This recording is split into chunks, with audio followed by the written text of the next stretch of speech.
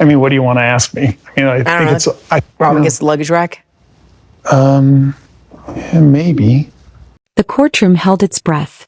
Christine's voice carried across the room like a bell tolling, reverberating through every corner of the space, bouncing off the high ceilings and penetrating every heart present. Each word was a calculated strike, each pause a hammer on the walls of silence that had protected years of lies. She spoke of small indignities first. Moments that might have seemed trivial to anyone outside the family but were monumental to her children. Late-night dinners with barely enough for her own kids, while Robyn's family sat at full plates. Forgotten requests for help, excuses thinly veiled as planning mishaps. Every injustice, magnified over time, now boiled to the surface like a storm threatening to drown anyone standing in its path. "Do you know what it's like?" Christine asked, voice soft but steady. "To watch your children eat leftovers, to watch their eyes widen with disappointment when you can't provide what other children take for granted?" "I did. I lived it every single day." Her words hung heavy in the room. Some jurors fidgeted. Some simply stared, unable to breathe until her story had finished painting the reality. Behind the defense table, Robyn's face grew pale, a mask of calm crumbling ever so slightly under the weight of unspoken guilt. Cody's arms remained crossed, his jaw tense, but the tightness in his neck betrayed the tension coiled within him. Christine shifted, unfolding the crumpled pact in her hands, letting it tremble between her fingers as she spoke. This wasn't just a piece of paper. It was a promise. It was supposed to be fairness. It was supposed to protect my children, my family. I put faith in it. And yet... She exhaled slowly, letting the frustration and betrayal simmer for just a moment longer before striking again with words sharpened by years of silence. It was ignored. My contributions were taken for granted. My children's needs minimized. And every time I spoke up, I was told it was nothing, that it wasn't important. The murmurs grew louder. Heads nodded subtly. Eyes widened. This courtroom was no longer just a legal space. It had become a theater of truth. Christine was no longer Christine Brown, the restrained wife on a reality TV show. She was a mother fighting for justice, a woman reclaiming the narrative of her life from decades of manipulation and neglect. Her tone shifted, rising now with the ferocity of someone long underestimated. "I am not here for revenge," she said. "I am here for justice. For my children. For every moment I swallowed my anger and smiled while my family suffered. For every 'it's okay' that was anything but okay." Christine turned slowly to face the jury fully. "I believed in sharing. I taught my children to share because that is what we were promised. But over time I learned that sharing was only for others when it suited them. My children, my family, our contributions, they were irrelevant. And I will not let that be the story any longer." She allowed herself a pause, letting her words settle like dust in the silence, then continued with measured fury. "One evening, I had just enough food for my children to have dinner. Eggs, peanut butter, a few scraps from the fridge. I called Robyn, asking if we could borrow from the household fund, explaining our shortage. And do you know what she said?" Christine's jaw tightened, her voice dropping to a low, dangerous edge.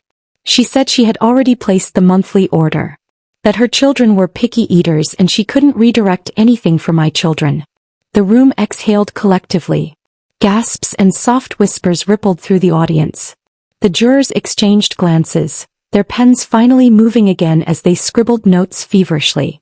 Robyn's attorney shifted, discomfort etched into every line of her body, while Robyn clutched the tissue in her hands as if it were a lifeline. Christine's eyes never wavered from the jury. "I had deposited my share 2 days earlier," she continued. "My children were included in that order, or at least that was the promise. But I had been deceived. Betrayed by someone I trusted, by someone I called family." Her tone hardened further, unrelenting.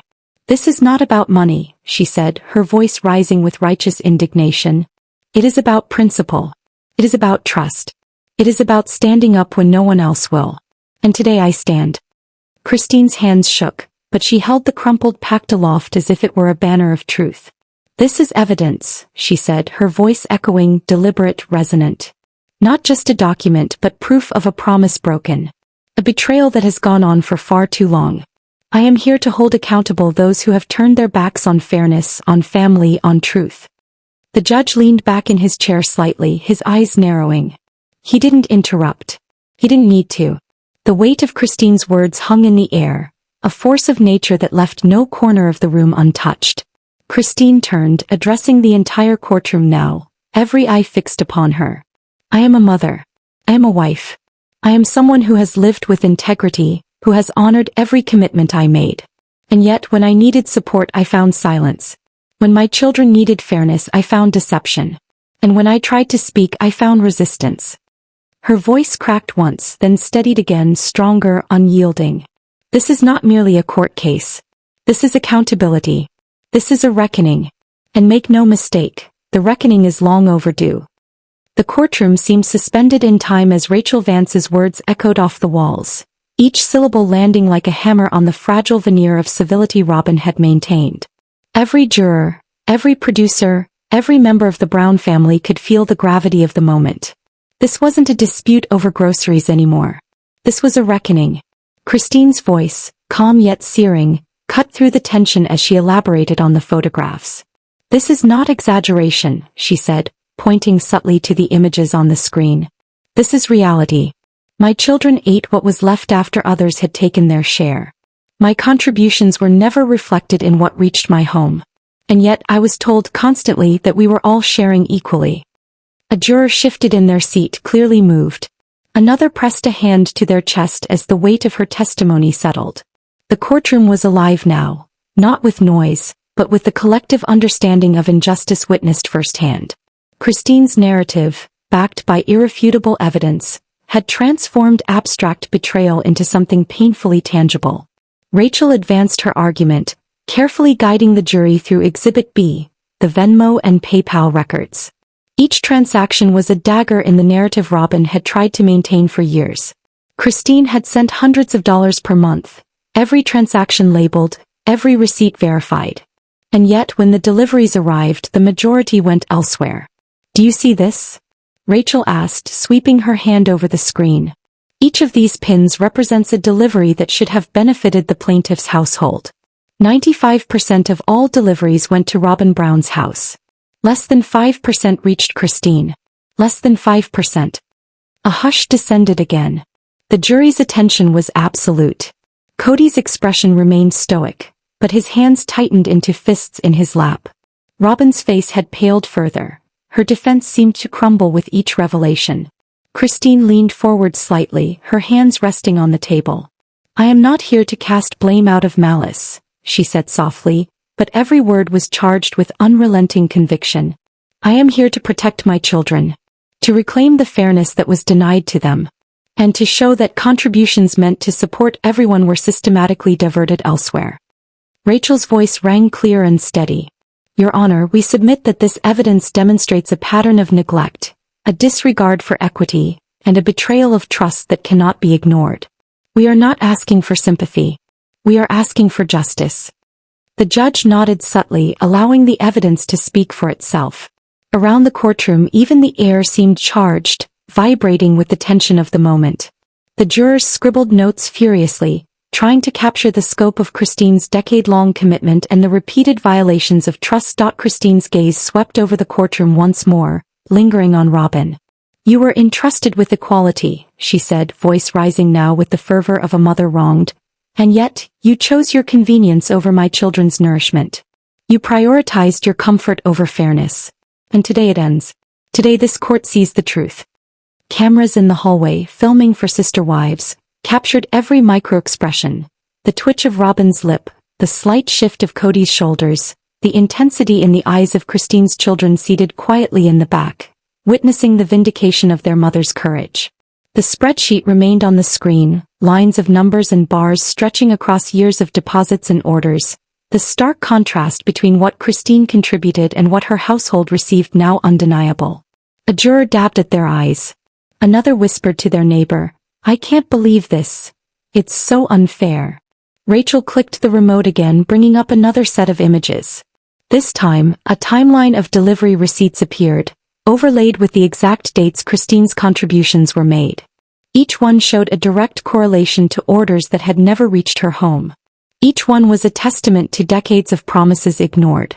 This, Rachel said, voice calm but commanding, is not speculation. This is documented fact. 10 years of financial records, deliveries, and receipts prove a pattern that cannot be dismissed. Christine's voice broke slightly, then strengthened, carrying the weight of every sacrifice, every unanswered request, every meal her children had missed. I raised my children believing in fairness, in equity, in trust, she said. And for 10 years that trust was taken from us. Today we reclaim it. Robyn's defense faltered. Her soft explanations could not compete with the mountain of evidence. Cody remained silent, the weight of complicity pressing down on him, his usual detachment ineffective against the overwhelming clarity of the facts laid bare. The room was silent once more, every observer caught between disbelief and awe. Christine's testimony, paired with the undeniable evidence, had transformed a decade of private struggles into a spectacle of truth. Every whispered excuse, every deflection, every justification melted in the face of the reality she had meticulously documented and presented. Rachel concluded, letting the silence settle before delivering the final statement. This is justice, not vengeance. This is the protection of children, of families, and of promises that were made in good faith. Exhibit A and Exhibit B stand as irrefutable evidence that equality was denied and that intervention is necessary. Thank you, Your Honor. Christine exhaled, a slow, deliberate release of years of tension. For a moment she allowed herself to feel the weight lift, a small but potent victory over injustice. Her eyes scanned the courtroom, taking in the reactions of jurors, producers, and family alike. Robyn fidgeted, unable to maintain composure, while Cody stared blankly ahead, seemingly grappling with a reality he had ignored for far too long. The judge adjusted his glasses, letting the moment linger, the courtroom absorbing the significance of what had just transpired. And in that charged silence, Christine Brown had not just presented evidence. She had told a story of perseverance, courage, and unyielding dedication to fairness. A story that would not be forgotten. The courtroom's attention was absolute. Every eye, every camera, every juror hung on Gwen's words as she painted a picture of disparity and betrayal that had been invisible to the world until now. Her voice, steady yet heavy with emotion, carried the lived reality of years spent wondering why her household seemed perpetually empty while another overflowed with abundance.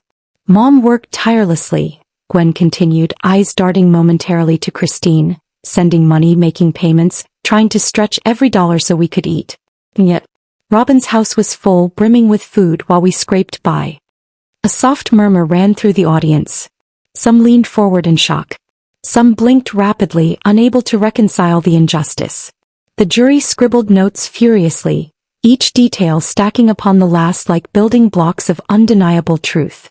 Rachel moved closer, voice calm but cutting, measured with precision. Gwen, when you noticed this disparity, did it ever feel unfair? Gwen swallowed hard, the memory of empty plates and rationed meals pressing on her chest. Yes. It wasn't just unfair. It was painful. Watching other children eat freely while we counted every bite. It's a feeling I wouldn't wish on anyone. Rachel's eyes scanned the jury, letting the weight of Gwen's testimony sink in. This is not about jealousy, she said. This is about a system that was promised to be fair and equal, and how that promise was broken repeatedly over a decade. The courtroom held its breath. Even Robyn, seated rigidly, could not maintain composure under the relentless tide of truth. Cody remained silent, shoulders tight, jaw clenched, the magnitude of the evidence pressing down upon him. Christine sat quietly, composed, her face serene but her heart swelling with vindication. Rachel clicked a remote, and the courtroom screen displayed a series of side-by-side images. Gwen's household, sparse shelves, carefully rationed ingredients, meals stretched thin. Robyn's household, overflowing freezers, neatly arranged organic groceries, prepared meals in abundance. The contrast was striking, undeniable, and it struck at the heart of the jury. Gwen's voice carried over the silence. I just assumed we were poor. I thought that was our reality. But now I know, it was neglect disguised as equality. Money and resources meant for all were taken, and my mother and siblings suffered quietly for years. Christine's chest rose and fell slowly. She felt a mixture of pride and sorrow. Pride that her children were brave enough to speak. Sorrow for every meal they had missed, every silent tear they had shed, every day of uncertainty that could have been prevented. Rachel leaned slightly toward the jury. This is the core of the issue. It's not simply groceries. It's fairness, trust, accountability. It's about ensuring that no family, no child, is forced to go without while others reap the benefits of their labor. A hush fell. The weight of her words lingered, resonating with each person in the courtroom. The jurors exchanged glances, some nodding subtly, others staring as if to absorb the full magnitude of the testimony. Gwen's voice hardened slightly, a mixture of anger and clarity. I confronted Robyn once when I was 17. I asked if we could bring home some snacks after babysitting. She told me, "Those are for my kids." I never forgot it. I never will. A collective intake of breath echoed through the room. Christine's lips pressed into a thin line as she fought back tears, her heart swelling with both grief and determination. This testimony wasn't just recounting events. It was rewriting the narrative of her family's life, asserting truth over silence, courage over oppression. Rachel gave a final nod to the jury, letting the evidence, the testimony, and the photographs speak for themselves. This is accountability. This is justice. Not revenge. Not malice. Just the recognition of truth that has been withheld for too long. The courtroom remained still, the air thick with anticipation, each member of the audience acutely aware that a decade of inequity had been laid bare. Christine's children sat in quiet dignity, proud yet emotional, the realization of their mother's courage settling over them like a protective shield. The judge leaned back slightly, surveying the room, the evidence, the witnesses, and the palpable tension. The court acknowledges the testimony and evidence presented today. We will consider it thoroughly as we proceed. Christine exhaled slowly, a long, deliberate breath. The years of pent-up tension, the silent meals, the whispered reassurances of, "It's okay," finally found a release. For the first time she felt the enormity of what had been achieved. The truth was no longer hidden and her family's voice had been heard. As the courtroom began to stir, murmurs of astonishment filling the space, Christine's gaze met Gwen's briefly. A silent understanding passed between them. The fight was not just for money or groceries, it was for recognition, for fairness, for every child who had been denied the care they deserved. Outside the courtroom, cameras captured the aftermath. The producers, once stunned into silence, were now scribbling notes feverishly, witnessing a scene that would be remembered in Sister Wives history. The Brown family, once fractured by deception, now began to confront the truth together, led by Christine's unyielding resolve. And as the doors closed behind the proceedings, a sense of justice, long delayed but not denied, settled over the room. Christine had not merely presented evidence. She had crafted a story of courage, perseverance, and unassailable truth. The world had finally seen it. Her children, her voice, her years of labor and love had triumphed. And in that triumph lay a lesson. The power of truth, the endurance of integrity, and the unbreakable bond of family, even when tested by the heaviest of betrayals. The courtroom was filled wall to wall, but you could have heard a pin drop. Not a whisper, not a shuffle, just silence. The tension pressed against the skin like a weight, suffocating and electric. In the front row, producers from TLC sat stiffly, pens suspended midair above their notepads. Behind them, the Brown family shifted uncomfortably. Some avoided eye contact, others stared straight ahead as though bracing for a car wreck. Christine Brown rose slowly. The creak of her chair against the floorboard echoed like thunder. She smoothed the front of her emerald green blouse, not for vanity but as if donning armor before battle. Her face was serene, yet her hands trembled at her sides. It wasn't fear. It was anger. Years of hidden frustration, tears held inside bottles and whispered, "It's okays," all converged in this moment. "Your Honor," she began, voice low, soft, nearly breaking, "for more than 10 years I contributed to a joint grocery fund. I thought it was for all of us, every wife, every child. That's what I was told. That's what I believed." She paused. The courtroom leaned in. Christine's voice hardened, cracking like a whip across the room. "I fed Robyn's family while my children lived off scraps. That wasn't sisterhood. That was betrayal. And I'm here today because no one else stood up. Not in our homes, not on our show, not in our family." Christine retrieved a crumpled section of paper from her bag, the original family pact.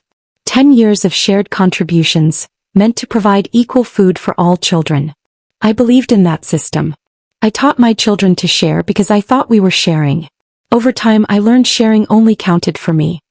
She recounted a night when her daughter, Yabel, cried over empty fridge shelves. Robyn refused to redirect any of the household order, citing picky eaters and recent orders. Christine had deposited her share days earlier. Her voice broke. The jury gasped. Christine moved to the plaintiff's table and placed a box of binders on the stand. 10 years of bank deposits, grocery lists, delivery slips, receipts, all showing a pattern. Her money spent on Robyn's groceries, her children left with crumbs. The arithmetic never worked. The groceries never made it. Robyn finally cracked. I didn't do anything wrong, she said. But I did. I had 6 kids in one house and no man at the table. You had Cody, the cupboards full, the fresh fruit, the beef. My children grew up believing we were poor while reality was neglect. Rachel Vance, Christine's poised lawyer, stood and presented Exhibit A. 10 years of Venmo and PayPal transactions, itemized delivery orders, spreadsheets showing Christine's contributions and the delivery locations. Only 7 deliveries reached Christine's home. 95% of all orders went to Robyn. Photos revealed stark contrasts. Robyn's stocked pantry, Christine's empty fridge. The courtroom gasped.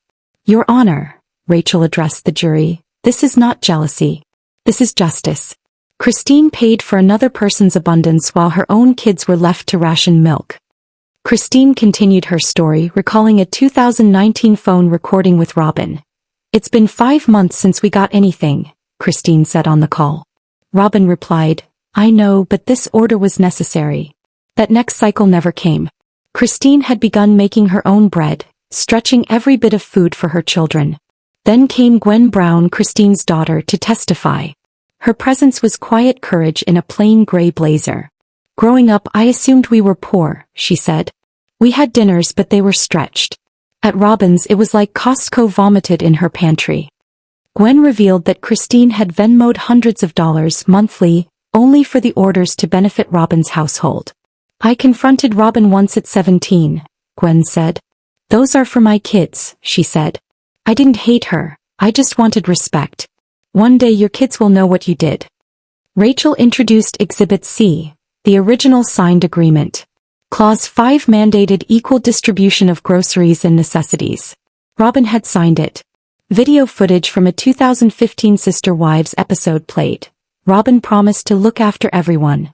She had broken that promise repeatedly. Emails from 2016 showed excuses that never materialized into real equitable deliveries. The courtroom's silence was oppressive. Christine sat calm, composed. Cody rubbed his temples. Robyn grew pale, shivering, caught red-handed. The judge's words were firm. Intent does not undo effect. Signed agreements carry weight. After days of testimony, evidence, and emotional narratives, the jury returned with a unanimous verdict. In the case of Brown v. Brown, regarding breach of domestic agreement, financial abuse, and emotional harm, we rule in favor of the plaintiff, Christine Brown. Gasps echoed. Christine blinked, tears welling but not falling. We grant damages of $32,000 for stolen household contributions, the judge continued. A formal written apology from Mrs. Brown is required within 30 days. Christine closed her eyes, exhaling after years underwater. Gwen wept beside her. Robyn, pale and trembling, had no words. Cody whispered, You could have resolved this years ago. Outside, reporters thronged. Christine emerged, radiant, composed. I didn't come to hurt anyone, she said. I came to speak up for my children, for the truth, and for all women who've ever been made to feel small. Her words resonated worldwide. Headlines exploded overnight. Christine wins $32,000 verdict. Robyn abused shared funds. Brown family shaken. Cody silent. Clips of Gwen's testimony went viral, millions viewing within 24 hours.